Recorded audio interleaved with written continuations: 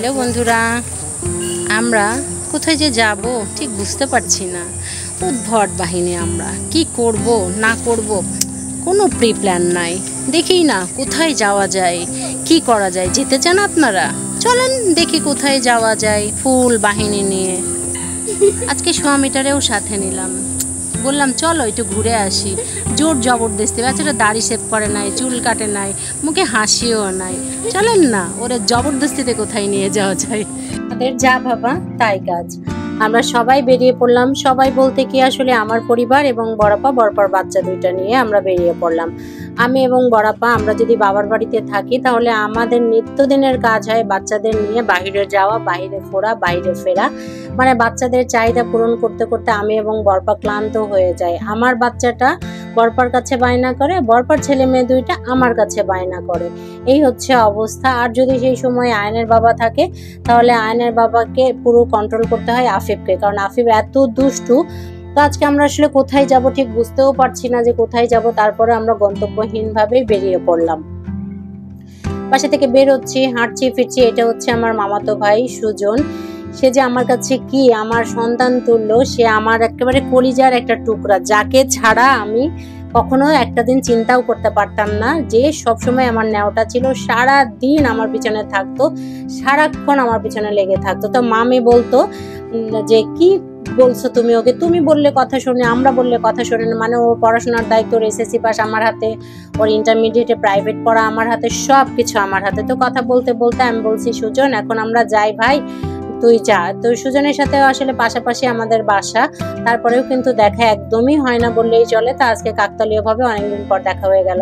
আনান এখানে লম্প ঝম্প করে গাড়িতে উঠলো। সে বলছে যে মনি আমি একটু স্টাইল করে উঠি, দেখো তো পারি কিনা। ব্যাস আমরা একটা অটো নিয়ে নিলাম। এখনো কিন্তু আমরা সিদ্ধান্ত নেই নাই যে আমরা আসলে কোথায় যাব, কেবল বাড়ির সামনে দিয়ে পার হচ্ছি। আজকে বলছি অটোওয়ালাকেও বলছি ভাই যেথা মন চাই সেথা যাব, আপনি শুধু আমাদের নিয়ে চলেন। পরে যদি গাড়ির মধ্যে মনে হয় যে না আমরা কোথাও যাব বা কোনো স্থান ঠিক করতে পারি তাহলে আমরা সেখানে চলে যাব। তো যেতে যেতে আশেপাশে ভিউগুলা দেখছি, এত সুন্দর লাগছে, এত ভালো লাগছে। যেহেতু রাশিয়ান সিটি বলে একটা কথা, মিনি রাশিয়ান বলে একটা ব্যাপার আছে, তো এখানে তো ভিউটা সুন্দর হবে। তো বড়াপা কিন্তু ট্যাঙ্গা করে রয়েছে মুখটা। তা আমি বলছি কি রে মুখটা এত টক করে রয়েছিস কে, অর্থাৎ আমাদের দিকে আঞ্চলিক ভাষায় বলে ট্যাঙ্গা করে রাখা।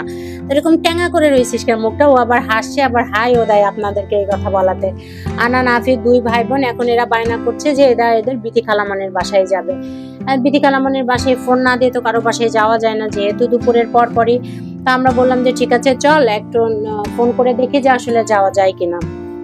আমাদের বাচ্চাগুলো হয় কি, বড়াপার বাচ্চা দুইটা এবং আমার বাচ্চা, এই তিনটা বাচ্চার বন্ডিংটা না খুবই ভালো। এরা একসাথে হইলে এদের প্রত্যেক দিন বিকেলে ঘুরতে নিয়ে যেতে হয়, প্রত্যেক দিন বিকেলবেলা বাইরে খাওয়াইতে নিয়ে যেতে হয়, না হলে কারো বাসায় নিয়ে যেতে হয়, না হলে নদীর পাড়ে যেতে হয়।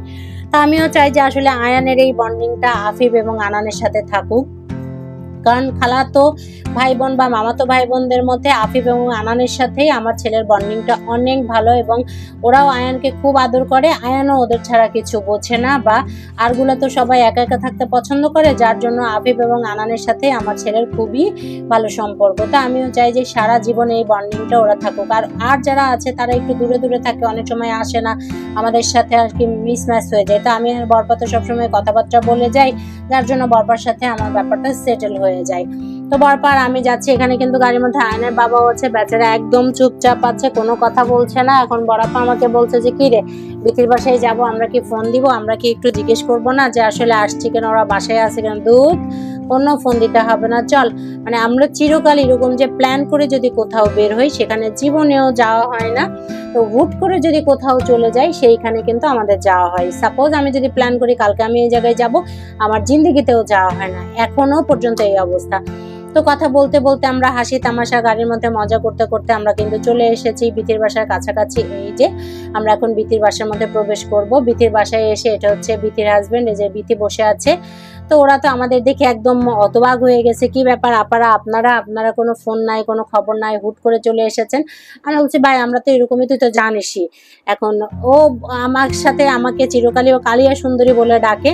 যে কালিয়া সুন্দরী কোনো আপু টাপু না, কিন্তু জাস্ট কালিয়া সুন্দরী। কালিয়া সুন্দরী কেমন আছেন? এবং আমি যখন কথা বলি পাপ্পু শুধু তাকায় থাকে আর হাসে, বলে যে কিভাবে পারেন আপনি এত কথা বলতে। এটা হচ্ছে বিথির ছেলে শীষ।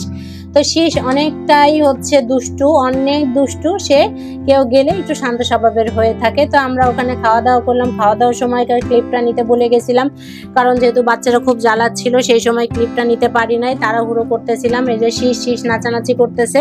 শীষ আয়ানকে আবার অত চেনে না, কারণ হচ্ছে শীষ একটু একা থাকতে পছন্দ করে। তো আমরা ওখানে খাওয়া দাওয়া শেষ করলাম, ঘোরাঘুরি শেষ করলাম, করার পরে আমরা এখন চলে আসব। চলে আসার সময় আপনাদেরকে বলছি টাটা বাই বাই। আপনারা আর আগাবো না আমি, অবশ্যই আমার সাথে থাকবেন, আমার চ্যানেলের সাথে থাকবেন। আর ফেসবুক থেকে দেখলে ফলো দিবেন, ইউটিউব থেকে দেখলে সাবস্ক্রাইব করবেন, আমার মতো ঘুরে বেড়াবেন। বাই।